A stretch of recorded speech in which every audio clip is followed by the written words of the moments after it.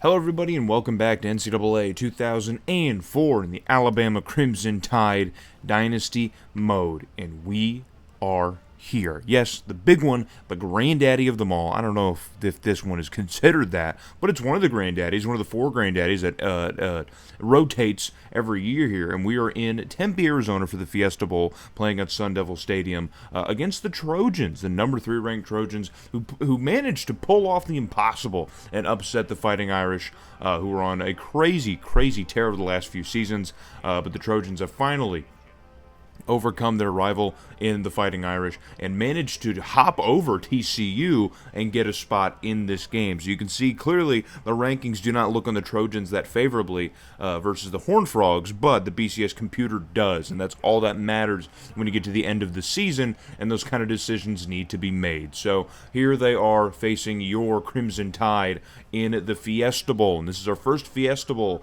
since we played Texas in a Fiesta Bowl in, year 2, 3? I think it was year 3. Yeah, I believe it was year 3. When we lost to Texas. They jumped to an early lead. We managed to climb our way back, but it just did not seem to work. But now here we are, 5 championships later, looking for number 6 right now, and looking to go back-to-back for the first time in this series, which upsets me because there's a lot of points in this series where I think we probably could have went back-to-back and just didn't because we were busy just losing, fumbling around games. Like from years 10 to 15, that should have been our years to win at least 3 or 4, but we didn't. So now we got to make up for lost time here against this USC team that is highly decorated through this series, man. They have been absolutely, one of the better programs in the entire sim. Within the last few seasons, it's been a little touch and go with the Trojans, but they still managed to pick up a Pac-10 championship in year 14, so they took a year off, and now they're back to their competitive ways, looking to get themselves another shot at a national title, because I don't think they have one in this series. They've been good, but they just have not been able to get there, and just haven't been able to do it. So, but they're on the move right now, early, and we need to be concerned about some of the offensive pieces here on this Trojan offense, because it's one of the few times I've written down stats for the team that we're playing, and they actually kind of compare to ours. Like, actually, they have similar stats to what we've been putting up all season long, and a big part of it is because of guys like that right there, Mr. Jamil Beard. Good Lord. Jamil Beard, the senior, or no, Jamil Beard, the junior, for the Trojans, has been one of the bigger prospects here for USC, as their entire receiving corps has had phenomenal seasons.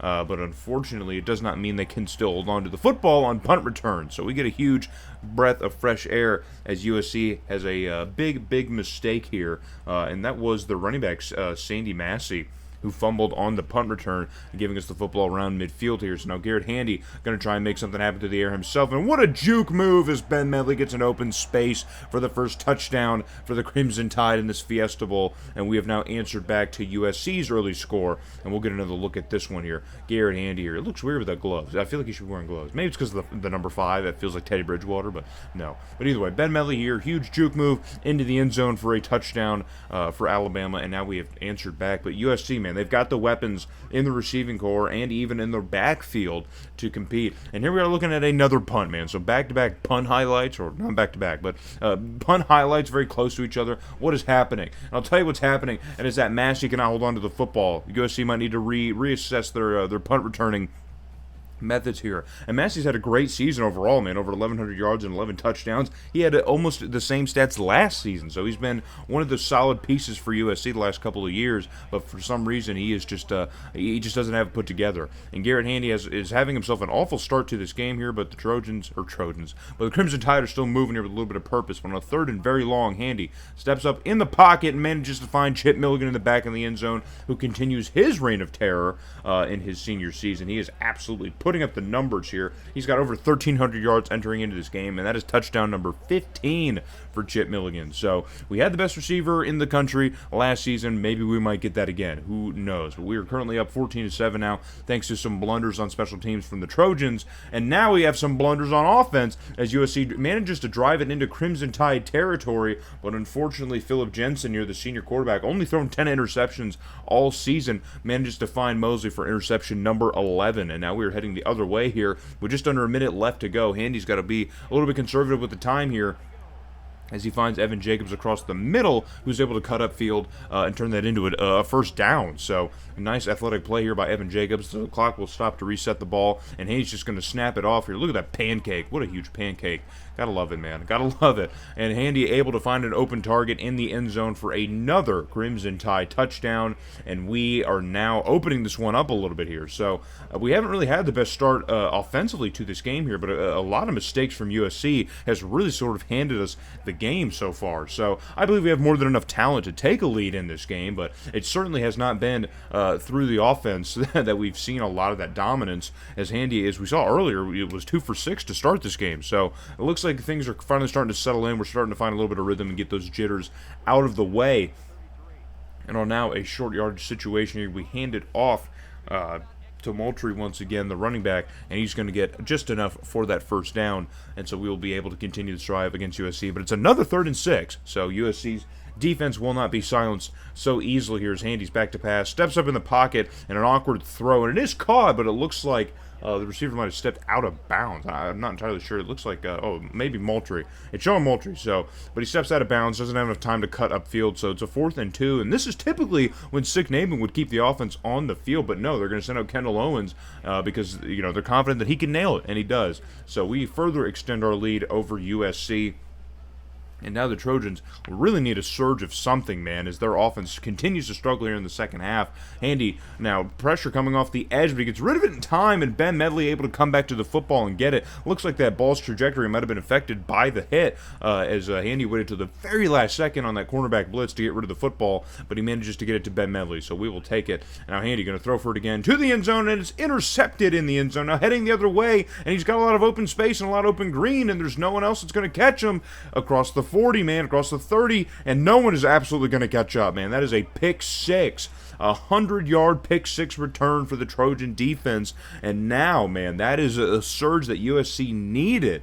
I don't know if that's going to be enough to really put him back into this game, but that is a huge, huge mistake from Garrett Handy. Again, a quarterback who all season, we saw it in his stats entering the game, man, his touchdown INT ratio is 40-7. That's just his 8th interception all season long, and it is a huge pick 6 for USC, and that's going to at least get him back within 10 entering the fourth quarter. So maybe if we can score again and get a good insurance score, we might be okay, but we cannot write off this Trojan offense, man. We just can't, even though they've been pretty anemic in the second half. Now, Evan Jacobs gets a first down, able to cut upfield and turn that into even more. So that has been Evan Jacobs' bread and butter, man, in this game. He's just been turning plays into more with very little. So on a 3rd and 4, the defense trying to get us off the field, but Moultrie, the huge spin move, not only gets him in open field, but gets him in the end zone for another touchdown. And his great season continues, over 1,100 yards, and that is touchdown number 13 for Moultrie, as he is able to get himself out of the backfield, not just out of the backfield, but get himself in the end zone somehow. That's like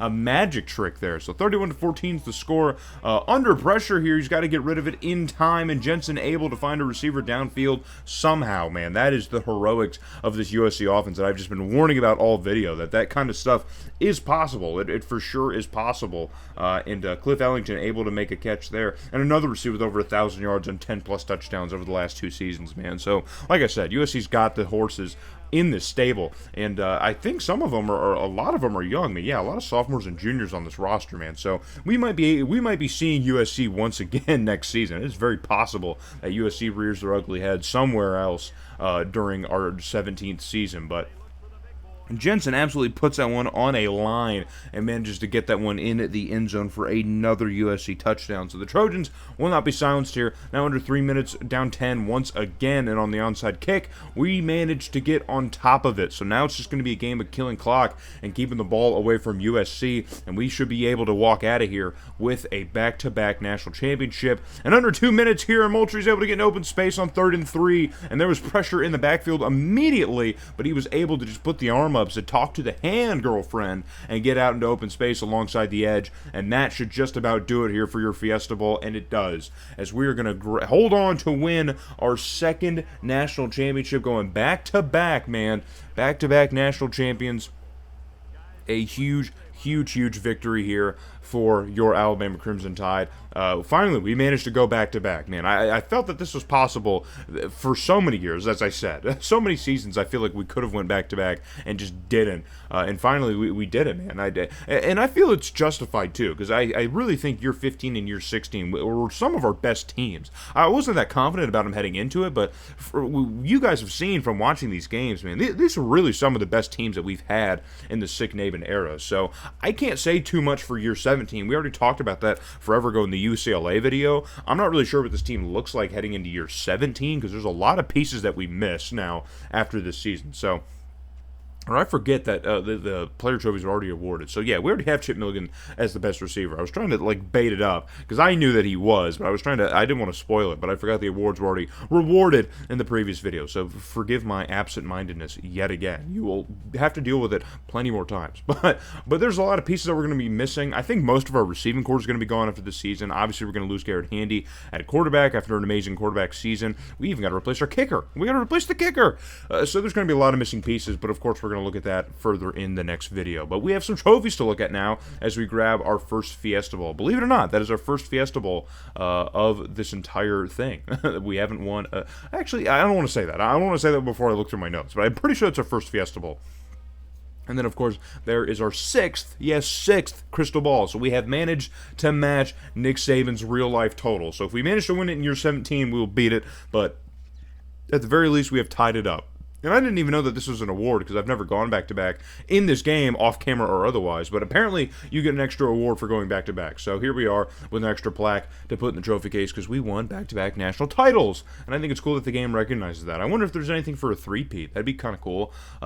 We might find out. I doubt it, but we might find out. So, and Colorado State finally reaches the point of, hey, you can't beat them, join them, as they offer us a coaching job to go play or go coach for the Rams. And no. Absolutely not. Big fat no. If you can't go 12-0 out of your Mountain West schedule, I can't help you. Or actually, I probably could, but I don't want to because we have one more season left, and then we are heading off into the sunset, baby, retiring in Hawaii forever. But that is the plan for Sick Naven, I think. But for me, there's just another series on the horizon. That's all that means for me. But either way, we end off as back-to-back national champions. You gotta love it, man. But we can't rest on our laurels. We have one more season to put everything into. See if we can at least win another one, or at least just end it on a bang. So hope to see you guys in year 17, and we'll get a first look at how that's gonna look.